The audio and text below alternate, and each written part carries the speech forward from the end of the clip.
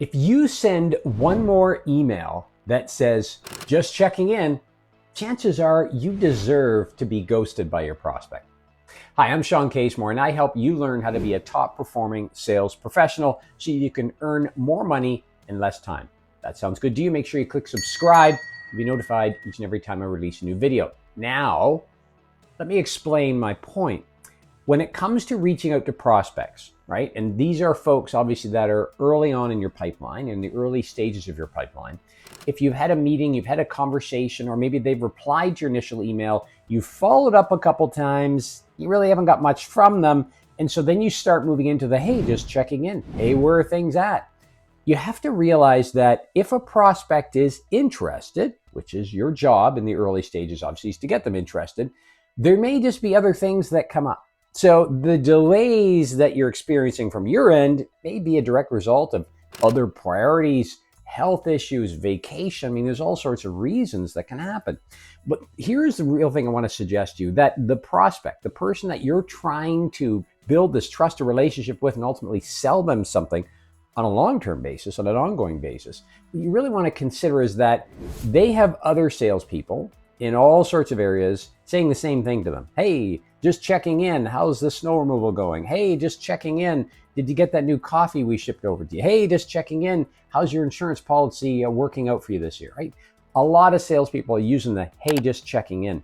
And the real issue is we're not taking time to think up a better reason to reach out, right? The simple, I'd even suggest maybe lazy way to reach out is, hey, just checking in, because I can send out a bunch of, hey, just checking in, and hopefully I get a bite.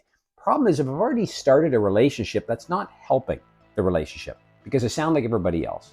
So what I want to suggest to you is this. You need to build a pool or a bucket or a toolkit of what I refer to as value assets. Those are things, and I'll give you examples in a minute, that your prospect would find of interest. They're things that your prospect might find helpful, useful. Now, let's begin with, well, where do I come up with those things, those value assets? You can ask existing clients or customers, as well as prospects, hey, based on your buying of our product or based on your buying of our service, what kind of resources, tools, information would you find, or if they're an existing client already, did you find helpful in the process? They'll share with you, there was a great report over here. I like this assessment that I did. I found this book. All of those things can then become ideas that you build upon to say, well, how do I create these resources so that when you're following up, you're not just checking in, you're sharing something new.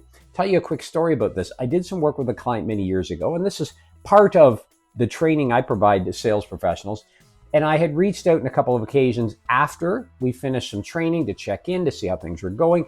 And it was literally a, how is the team, performing since we did the training. So I didn't just say, hey, I'm just checking in.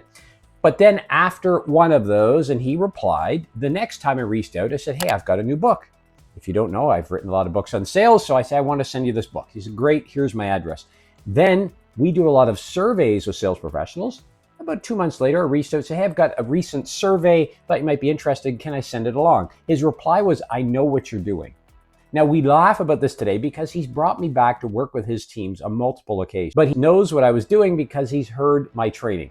Ultimately, you have to have a series of value assets for your prospects.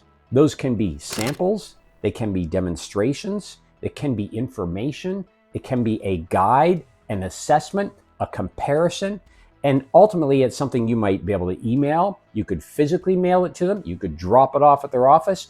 There's really no rules as long as it's something that your prospect will find useful and helpful, and that will get you away or move you away from being the one that just says, hey, just checking in. So try building your value assets and use those as your outreach. I think you'll find a lot more prospects will reply to you and respond, and they'll see somebody in you that they want to stay in touch with.